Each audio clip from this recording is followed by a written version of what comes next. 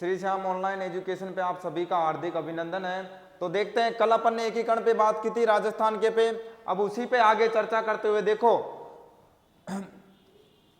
पहली बात,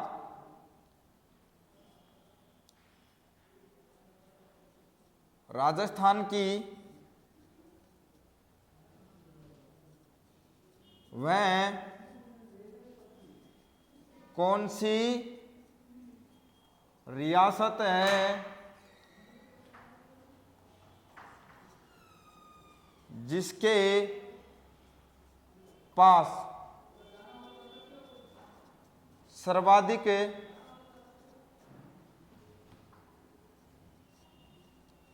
तोपों की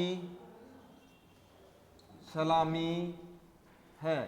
तो मेरे भाइयों, राजस्थान की वह कौन सी रियासत है जिसके पास सर्वाधिक तोपों की सलामी है? वह रियासत है, कौन सी रियासत है? उदयपुर। कौन सी रियासत है? उदयपुर रियासत। कौन सी रियासत? उदयपुर रियासत के पास कितनी तोपों की सलामी है? 19 तोपों की सलामी है। कितनी तोपों की? 19 तोपों की। कितनी तोपों की? 19 तोपों की। कितनी तोपों की सलामी है? 19 तोपों की सलामी है। किसके पास? उदयपुर के पास। किसके पास है? उदयपुर के पास। कितनी तोपों की? 19 तोपों की सलामी है। किसके पास? उदयपुर के पास।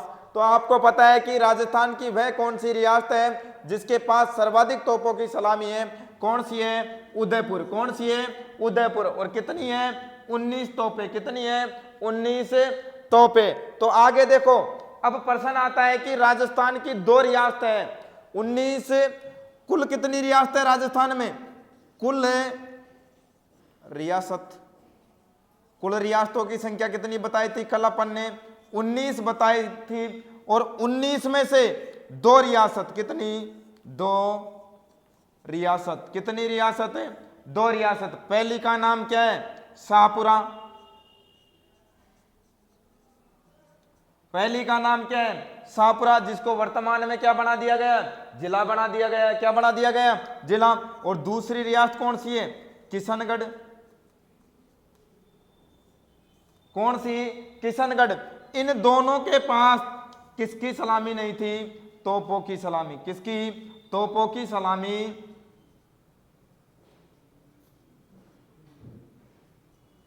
नहीं थी। कौन कौन सी रियासत के पास? पहली रियासत का नाम है शाहपुरा और दूसरी रियासत का नाम है किशनगढ़। इन दोनों रियासतों के पास किसकी सलामी नहीं थी? तोपों की सलामी।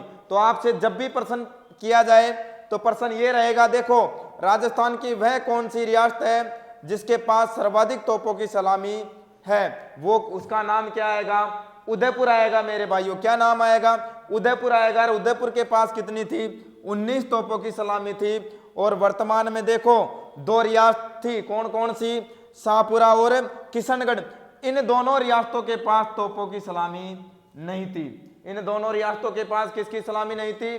दोनों रियासतों के पास तोपों की सलामी नहीं थी। तो आपके पास प्रश्न आए कि 19 रियासतों में वह कितनी रियासतें जिनके पास तोपों की सलामी नहीं थी? 2 रियासतें राजस्थान में ऐसी। कितनी रियासतें? 2। पहली का नाम शाहपुरा और दूसरी का नाम किशनगढ़। और सर्वाधिक तोपों की सलामी रखने वाली रियासत का नाम है उदयपुर, जिसके पास कितनी तोपें थी? 19 तोपें थी। और राजस्थान में कुल रियासतों की संख्या कितनी थी? 19 थी। तो आप इसे उतार लें। आगे देखते हैं,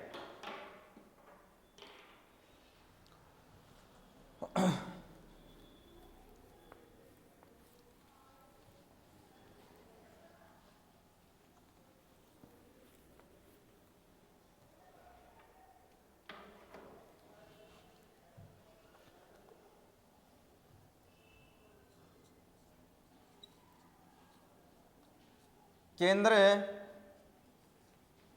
शासित प्रदेश। क्या?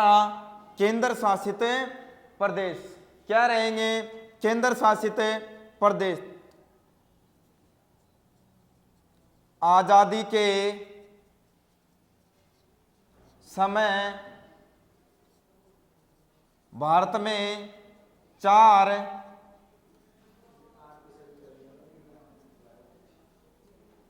केंद्र शासित प्रदेश थे। कितने?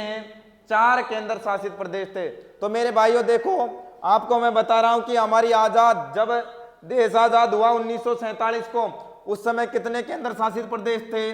4। और 4 केंद्र शासित प्रदेशों की ट्रिक्स क्या है? TRICK, कि अब कूद, क्या नाम दे दिया? अब कूद। ए का मतलब क्या है? अजमेर मेरवाड़ा। ए का मतलब क्या है? अजमेर मेरवाड़ा। ब का मतलब क्या है मेरे भाइयों? बलूचिस्तान। ब का मतलब क्या है? बलूचिस्तान, जो कहाँ है? पाकिस्तान में। वर्तमान में कहाँ है? पाकिस्तान में। बलूचिस्तान वर्तमान में कहाँ है? पाकिस्तान में। कू का मतलब क्या है मेरे भाइयों? कुर्ग। क्या नाम है? कुर्ग। जो वर्तमान में कौन से राज्य में? कर्नाटक में। वर्तमान में कौन से राज्य में? कर्नाटक में। और द का मतलब क्या लिखा था अपन ने? दिल वालों की दिल्ली। क्या लिखा था? दिल वालों की दिल्ली। तो इस प्रकार देखो, हमारे भारत में कितने केंद्र शासित प्रदेश बताए जाते हैं आजादी के समय? 4। और वर्तमान में देश में कितने केंद्र शासित प्रदेश हैं? वर्तमान में कितने केंद्र शासित प्रदेश है? 8 केंद्र शासित प्रदेश है। कितने केंद्र शासित प्रदेश है? 8। लेकिन आजादी के समय हमारे देश में कितने केंद्र शासित प्रदेश थे? 4। अब कूद। ए का मतलब अजमेर मेरवाड़ा, जो हमारे कहाँ है? राजस्थान में है। दूसरा मतलब क्या है? बलूचिस्तान, जो वर्तमान में कहाँ है? पाकिस्तान में। और कुर्ग कहाँ है? कर्नाटक में। और द का मतलब क्या है? दिल्ली। तो आपको कुछ याद नहीं रखना, शॉर्ट ट्रिक्स है 4 केंद्र शासित प्रदेशों की। काफी बार एग्जामों में आया है। रेलवे का तो मोस्ट प्रश्न है, SSC में आया हुआ है। और हमारे राजस्थान से इसका संबंध है, इसलिए एकीकरण में नाम आता है इसका, अजमेर मेरवाड़ा का। कभी भी राजस्थान में प्रश्न आए कि अजमेर मेरवाड़ा को राजस्थान में कब मिलाया गया था? सन 1956 में। कब मिलाया गया था? सन 1956 में अजमेर मेरवाड़ा को राजस्थान में मिलाकर राजस्थान को वर्तमान राजस्थान का स्वरूप दिया गया। क्या स्वरूप दिया गया था? वर्तमान राजस्थान का क्या दिया गया था? स्वरूप। तो मेरे भाइयों देखो, आगे आपको 4 केंद्र शासित प्रदेश बता दिया, और बिल्कुल बाकी चीजें याद करने की जरूरत नहीं है। आपको याद करना है अब कूद। क्या ना याद करना है? अब कूद। ए का मतलब अजमेर मेरवाड़ा। ब का मतलब बलूचिस्तान। और कू का मतलब कुर्ग, जो वर्तमान में कहाँ है? कर्नाटक में। और दिल्ली कहाँ है? दिल्ली में। आगे देखो, अब हमारे राजस्थान में 1 केंद्र शासित प्रदेश है। हमारे राजस्थान में 1 केंद्र शासित प्रदेश है, जिसका नाम क्या है मेरे भाइयों? अजमेर मेरवाड़ा। जिसका नाम क्या है? अजमेर मेरवाड़ा। जिसका नाम क्या है मेरे भाइयों? अजमेर मेरवाड़ा। जिसका नाम क्या है? अजमेर मेरवाड़ा। क्या नाम है? अजमेर मेरवाड़ा। जिसका नाम क्या है? अजमेर मेरवाड़ा। जिसका नाम क्या है? अजमेर मेरवाड़ा। क्या नाम है जिसका? अजमेर मेरवाड़ा। क्या नाम दिया गया है? अजमेर मेरवाड़ा। तो हमारे राजस्थान में कितने केंद्र शासित प्रदेश है? कितने केंद्र शासित प्रदेश है हमारे राजस्थान में? कितने केंद्र शासित प्रदेश है? 1 केंद्र शासित प्रदेश है। कौन है? 1, जिसका नाम क्या है? अजमेर मेरवाड़ा। तो बताया जाता है कि अजमेर मेरवाड़ा की अलग से क्या थी? विधानसभा थी। अजमेर मेरवाड़ा की अलग से क्या थी मेरे भाइयों? विधानसभा। अलग से विधान सभा। और इस विधानसभा का नाम क्या था?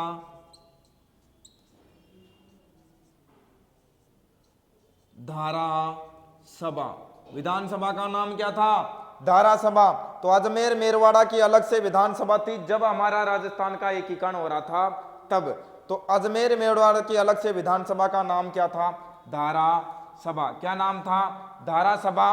और इस विधानसभा में कुल सदस्य, इस विधानसभा में क्या? कुल सदस्य, इस विधानसभा में कुल सदस्य थे 30। ये प्रश्न बार बार आता है एग्जाम में। आरपीएससी का मोस्ट प्रश्न है कि अजमेर मेरवाड़ा की अलग से विधानसभा थी, विधानसभा का नाम क्या था? धारासभा। क्या नाम था मेरे भाइयों? धारासभा। और विधानसभा का धारासभा नाम था। तो मेरे भाइयों विधानसभा में कुल कितने सदस्य बताए जाते हैं? 30 सदस्य बताए गए थे। अजमेर मेरवाड़ा की विधानसभा में कितने सदस्य बताए? 30। तो आपको ध्यान रखना है। और फिर कहते हैं कि अजमेर मेरवाड़ा की विधानसभा में मुख्यमंत्री किसको बनाया गया था? क्या मुख्यमंत्री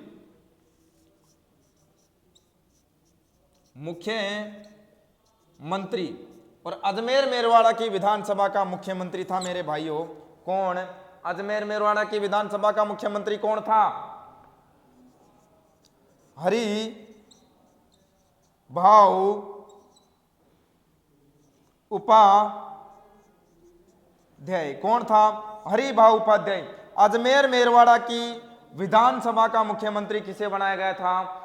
हरि भाऊ उपाध्याय को। एक बार ही मुख्यमंत्री बनाया गया था। किसको? हरि भाऊ उपाध्याय को।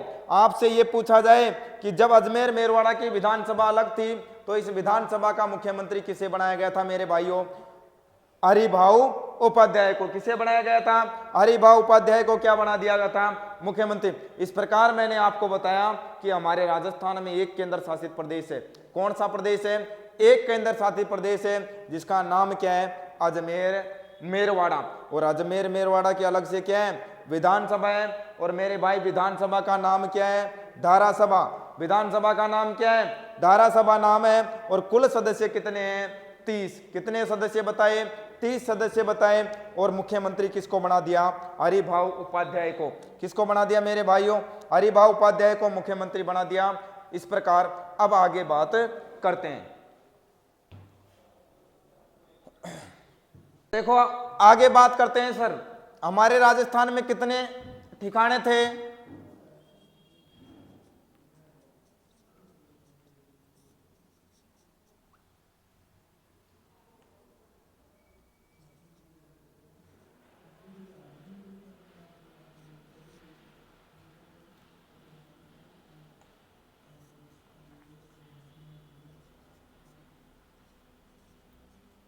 तीन।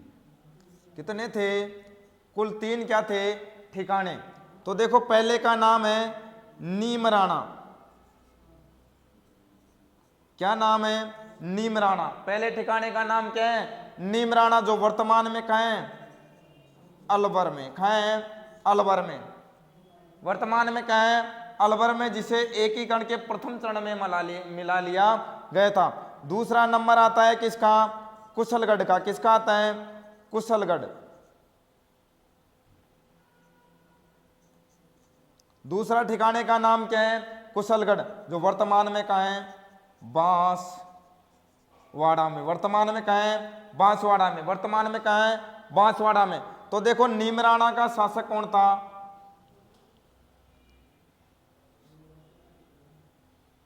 नीमराणा का शासक कौन था? नीमराणा का शासक कौन था देखो। और फिर देखते हैं तीसरा कौन है? तीसरा कौन है? लावा। तीसरा कौन है? लावा है। तीसरा कौन सा है? लावा। और लावा कहां पड़ता है वर्तमान में? वर्तमान में कहां पड़ता है लावा? लावा वर्तमान में पड़ता है टोंक में। कहां पड़ता है? टोंक में। लेकिन ये पहले जब हमारे राजस्थान का क्या हो रहा था? एकीकरण, उस समय ये पड़ता था जयपुर में। किस में पड़ता था? जयपुर रियासत में। किस में पड़ता था? जयपुर रियासत में। किस में पड़ता था? जयपुर रियासत में। तो आपसे काफी बार पूछा जाता है कि लावा ठिकाने का विलय कब किया गया था? जयपुर रियासत के साथ। किसके साथ? जयपुर रियासत के साथ लावा ठिकाने का क्या किया गया था? विलय किया गया था। लावा ठिकाने का क्या किया गया था? विलय किया गया था। जयपुर रियासत के साथ लावा ठिकाने का पहले विलय किया गया था जब हमारा क्या हो रहा था? एकीकरण। क्या हो रहा था? एकीकरण। जबकि वर्तमान में लावा कहां पड़ता है? टोंक में। पूछा जाए कि एकीकरण के समय लावा कहां था? जयपुर रियासत में। और वर्तमान में कहां है? टोंक में। कहां है? टोंक में। तो नीमराणा का शासक कौन था? राजेंद्र सिंह। कौन सा था? राजेंद्र सिंह। जयपुर नीमराणा ठिकाने का शासक कौन सा था? राजेंद्र सिंह। और देखो कुशलगढ़ का शासक कौन सा था? शासक हरेंद्र सिंह। कौन सा था? हरेंद्र सिंह। और हमारे कुशलगढ़ में कौन सा था? प्रदीप सिंह। क्या नाम है? प्रदीप सिंह। अब आपसे पूछ लिया जाए, देखो अपने परिवार में भी रहता है कि ऐसे कहते हैं कि वो मेरा ठिकाना वो बड़ा बड़ा है, बड़े छोरे का ठिकाना अच्छा है, छोटे छोरे का ठिकाना अच्छा है, कौन सा अच्छा है? उसी प्रकार से देखो हमारे राजस्थान में 3 ठिकाने हैं, तो सबसे बड़ा ठिकाना कौन सा है? सबसे बड़ा ठिकाना, सबसे बड़ा ठिकाना कौन सा है? सबसे बड़ा ठिकाना है हमारे राजस्थान का कौन सा? कुशलगढ़। कौन सा है?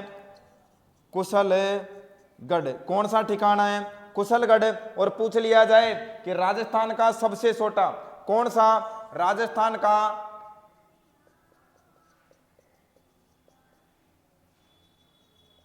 सबसे छोटा ठिकाना, तो सबसे छोटा ठिकाना है मेरे भाइयों लावा। कौन सा है? लावा। जो वर्तमान में कहां पड़ता है?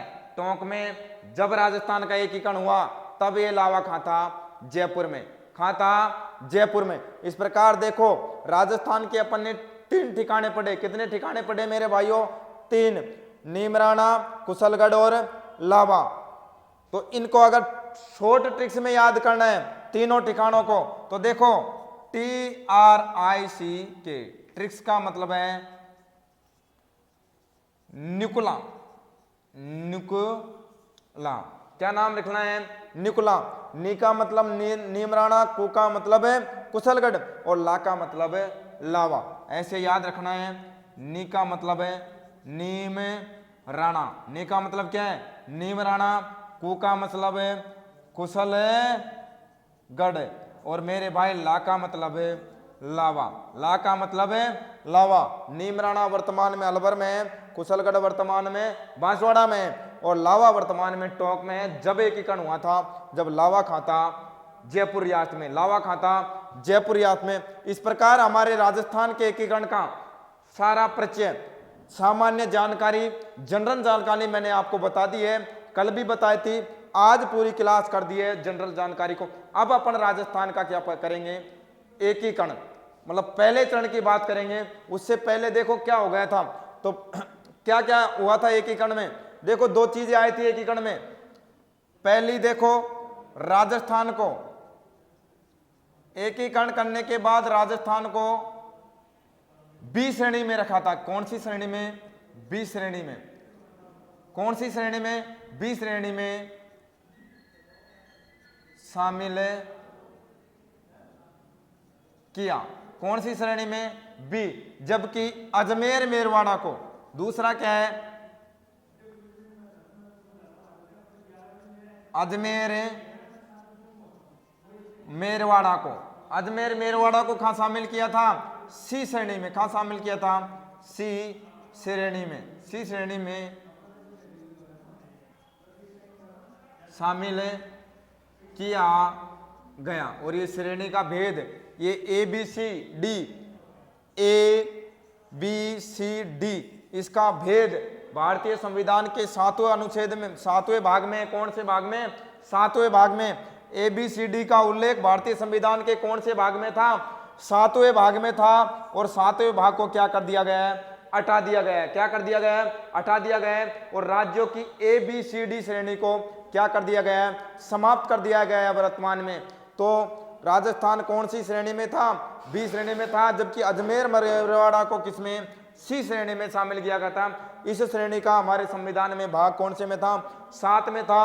अनुच्छेद कौन सा था? अनुच्छेद कौन सा था? 238 में, अनुच्छेद कौन से में था, 238 में इन दोनों को क्या कर दिया, समाप्त कर दिया और ए बी सी डी का भेदभाव क्या कर दिया, समाप्त कर दिया। इस प्रकार आपसे पूछा जाए कि राजस्थान कौन सी श्रेणी में था, बी श्रेणी में, जबकि अजमेर मेरवाड़ा कौन सी श्रेणी में था, सी श्रेणी में। कौन सी श्रेणी में था, सी श्रेणी में। इस प्रकार मैंने आपको राजस्थान के एकीकरण का सामान्य परिचय के बारे में जानकारी दी। हाँ तो मेरे दोस्तों, अब आगे अपन पढ़ेंगे राजस्थान के चरण, कि राजस्थान का एकीकरण कितने चरणों में हुआ, राजस्थान के एकीकरण की शुरुआत कब हुई, राजस्थान का एकीकरण कब समाप्त हुआ, राजस्थान का एकीकरण करने में कितने दिन कितने माह लगे। इन सारी बातों पे क्या करेंगे, चर्चा करेंगे। क्या करेंगे, चर्चा। इन सारी बातों पे क्या की जाएगी, चर्चा की जाएगी। तो आप सभी को मेरे द्वारा जो पढ़ाया जा रहा है, मेरी भाषा लैंग्वेज सभी समझ में आ रही होगी। तो आप ध्यान से सुने, क्या ध्यान से सुने और डाइवर्ट नहीं करें दिमाग को स्थिर रखे। और दिमाग को स्थिर रखने से ही चीजें क्या आती है, समझ में आती है। चीजें क्या आती है, समझ में आती है। तो मेरे भाइयों देखो, राजस्थान का क्या करेंगे, एकीकरण।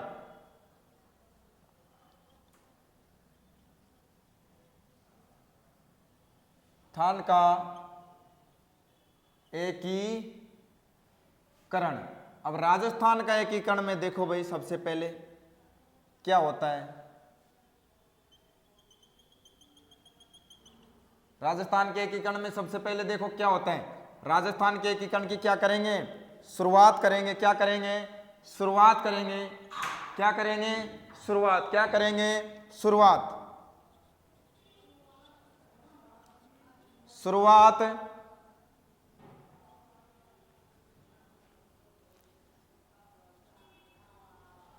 समापन है,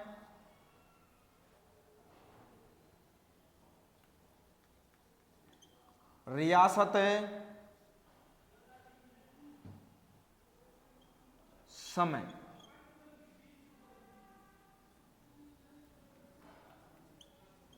चरण। और क्या,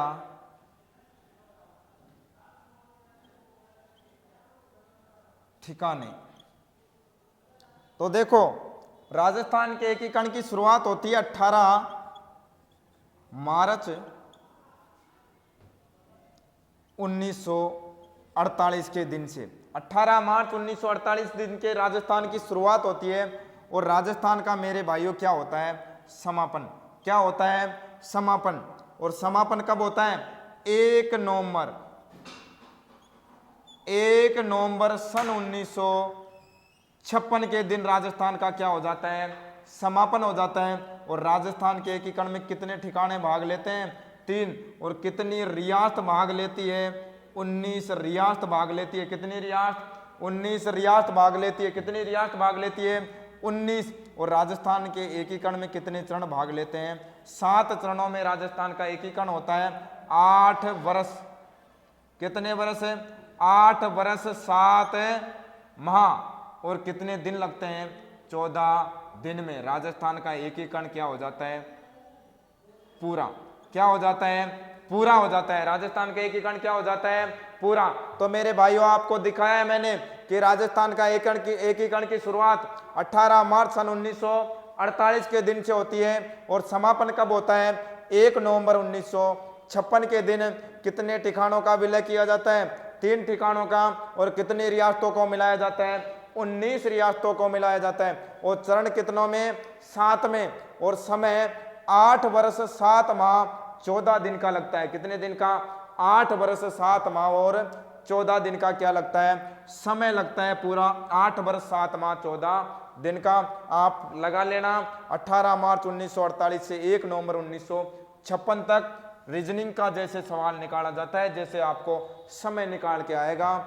8 वर्ष 7 माह और 14 दिन में राजस्थान का क्या होता है, एकीकरण होता है। क्या होता है, एकीकरण। तो आप बार बार देखें कि शुरुआत 18 मार्च 1948 को, समापन 1 नवंबर 1956 में। ठिकाने कितने, 3 रियासत कितनी, 19। और चरण कितने, 7। 8 वर्ष 7 माह और 14 दिन में क्या हो जाता है, पूरा हो जाता है। क्या हो जाता है, पूरा हो जाता है। आगे देखते हैं,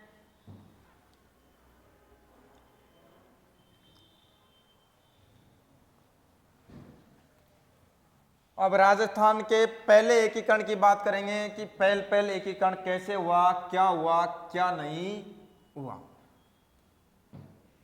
राजस्थान के पहले एकीकरण में क्या हुआ था? 7 चरण थे। कितने चरण थे?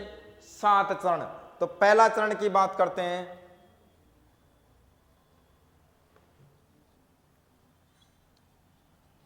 राजस्थान के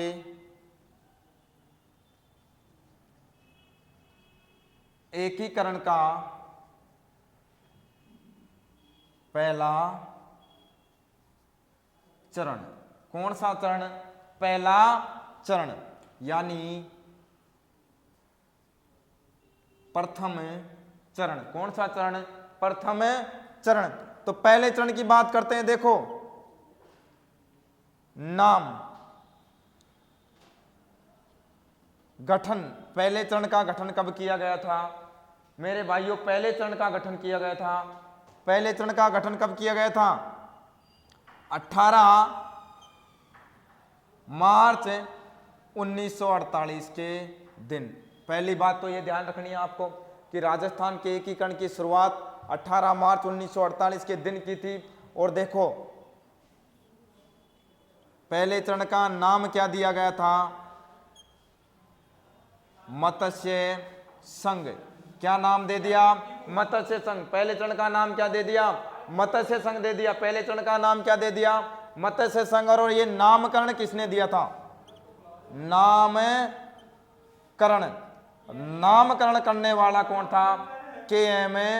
मुंशी। के.एम. मुंशी। नामकरण करने वाला कौन था? के.एम.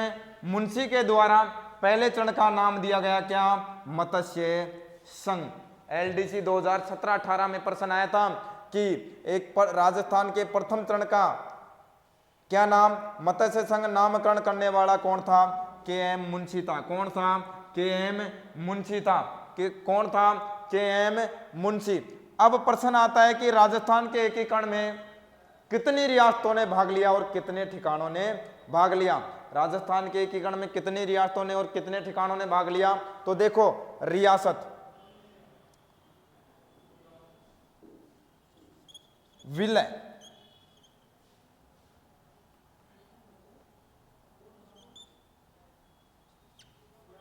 विलय, 4 रियासत। कितनी रियासत? 4 रियासत। कितनी रियासत? 4 रियासत। वह एक क्या था? ठिकाना। एक क्या था? ठिकाना। अब 4 रियासत देखो, पहली का नाम क्या है भाई? 4 रियासतों की ट्रिक क्या बना दी? 4 रियासतों की ट्रिक है TRIC, A B C D। ए का मतलब देखो भाई, ए का मतलब क्या है? अलवर। और अलवर का राजा कौन था?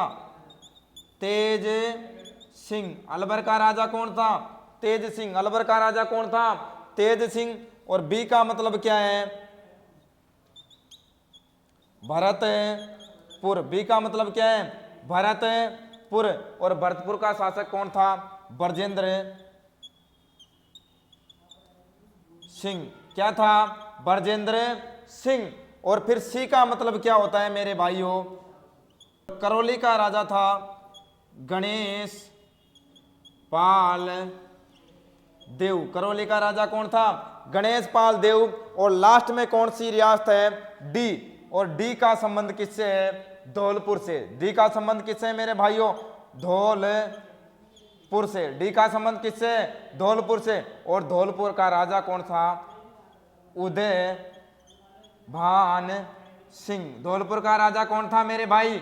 उदय भान सिंह। धौलपुर का राजा कौन सा था? उदय भान सिंह। तो मैंने आपको बताया। और ठिकाने का नाम क्या है? एक का नीम राणा। क्या नाम है? नीम राणा। क्या नाम है? नीम राणा। और नीम राणा पड़ता था अलवर में। कहाँ पड़ता था? अलवर में। नीम राणा कहाँ पड़ता था मेरे भाई? अलवर में पड़ता था। नीम राणा कहाँ पड़ता था? अलवर में। अब देखो, सबसे पहले विचार किसके आए थे? विचार आए कि देखो आज भी आपको पता है कि सबसे ज्यादा अगर डाकुओं का इलाका माना जाता है तो अलवर, भरतपुर, करौली और धौलपुर को माना जाता है। किसको माना जाता है?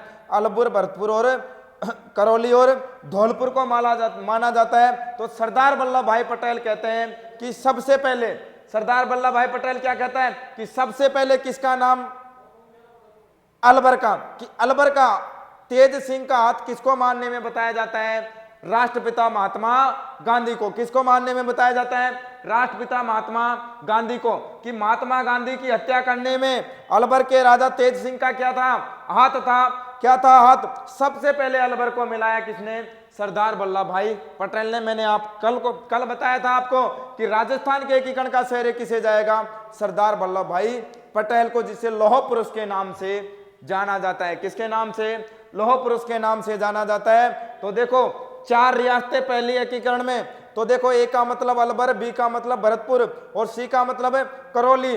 अलवर का मतलब तेज सिंह, भरतपुर का मतलब ब्रजेंद्र सिंह और करौली का शासक कौन था? गणेश पाल देव। आपसे पूछ लिया जाएगा जब राजस्थान का एकीकरण हुआ, तो राजस्थान का एकीकरण हो रहा था तो एकीकरण के समय अलवर का राजा कौन था? तेज सिंह।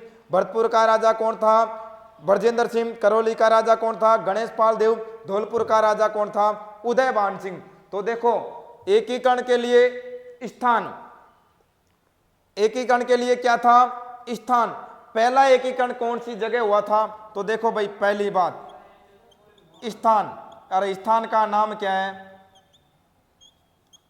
लोहागढ़। और लोहागढ़ कहां पड़ता है? भरतपुर में। कहां पड़ता है लोहागढ़? भरतपुर में। लोहागढ़ के भरतपुर में एकीकरण का क्या होता है? उद्घाटन होता है। एकीकरण का क्या होता है? उद्घाटन होता है। क्या होता है? उद्घाटन। उद्घाटन कहां होता है? लोहागढ़ में। क्या होता है? उद्घाटन। क्या होता है? उद्घाटन। अब प्रश्न आता है कि सर उद्घाटन करने वाला कौन है? भाई लोहागढ़ में उद्घाटन होता है, भरतपुर में तो उद्घाटन करने वाला कौन है? एन.वी. गाडगिल। कौन है? एन.वी. गॉडगिल। कौन है? एन.वी. गॉडगिल। नरहरि विष्णु गॉडगिल। नाम क्या है? नरहरि विष्णु गॉडगिल। नरहरि विष्णु गॉडगिल। पूरा नाम क्या आएगा? नरहरि विष्णु गॉडगिल। तो उद्घाटन करने वाला पहले चरण का लोहागढ़ में संपन्न हुआ। और मत्स्य संघ नाम देने वाला कौन था? के.एम. मुंशी। तो लोहागढ़ में संपन्न हुआ तो उद्घाटन किसने किया था? एन.वी. गॉडगिल ने किया था। एन.वी. गॉडगिल ने क्या किया? उद्घाटन। अब देखो विचार क्या रहते हैं कि पहले चरण की क्या राजधानी क्या बनाते हैं? राजधानी। क्या बनाते हैं? राजधानी। पहले चरण की क्या बनाते हैं? राजधानी बनाते हैं। पहले चरण की क्या बनाते हैं मेरे भाइयों? राजधानी। क्या बनाते हैं? पहले चरण की राजधानी बनाते हैं। क्या बनाते हैं?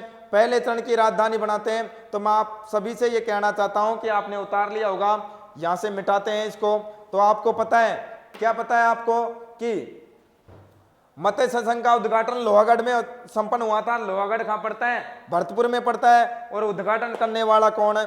एन.वी. गॉडगिल। कौन है? एन.वी. गॉडगिल। क्या है? उद्घाटन करने वाला। क्या है? उद्घाटन करने वाला कौन है? एन.वी. गॉडगिल है। कौन है? एन.वी. गॉडगिल। तो देखो पहले चरण की राजधानी किसको बनाया जाता है मेरे भाइयों? अलवर को बनाया जाता है। किसको? अलवर को क्या बना दिया? राजधानी। राजस्थान के एकीकरण की पहले चरण की राजधानी किसको बनाया था? अलवर को बनाया था। अब राजधानी तो बना दी किसको? अलवर को। राजधानी किसको बना दिया? अलवर को बना दिया। राजधानी किसको बना दिया? अलवर को। अब राज प्रमुख किसे बनाएंगे पहले चरण का? क्या बनाएंगे? राज प्रमुख। क्या बनाया जाएगा? राज प्रमुख। क्या बनाया जाएगा? राज प्रमुख। उदयभान सिंह को बनाया गया। किसे? उदयभान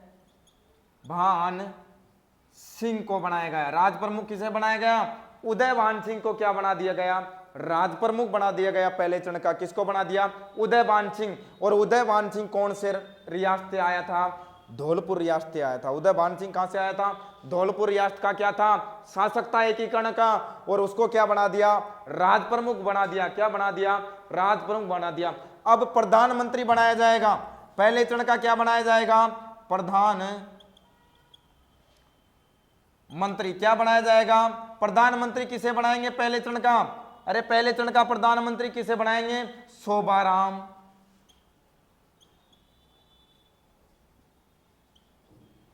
कुमावत को। किसको बनाया जाएगा? शोभाराम कुमावत को। एकीकरण जब पहला हुआ तो पहली बात तो ये देखो, राजधानी किसको बनाया था? अलवर को बनाया। और राज प्रमुख किसको बनाया? उदयभान सिंह धौलपुर को बनाया। और प्रधानमंत्री किसको बनाते हैं? शोभाराम कुमावत को बनाते हैं। किसको बनाते हैं? शोभाराम कुमावत को। तो आपके प्रश्न आ जाए कि पहले एकीकरण कहाँ हुआ था? लोहागढ़ में संपन्न हुआ था। लोहागढ़ कहाँ पड़ता है? भरतपुर में पड़ता है। कहाँ पड़ता है? भरतपुर में पड़ता है। और एकीकरण का उद्घाटन करने वाला कौन है? एन.वी. गौडगिल, नरहरि विष्णु गौडगिल। पूरा नाम क्या है? नरहरि विष्णु गौडगिल। और राजस्थान के एकीकरण में राजधानी किसको बना दिया? अलवर को बना दिया।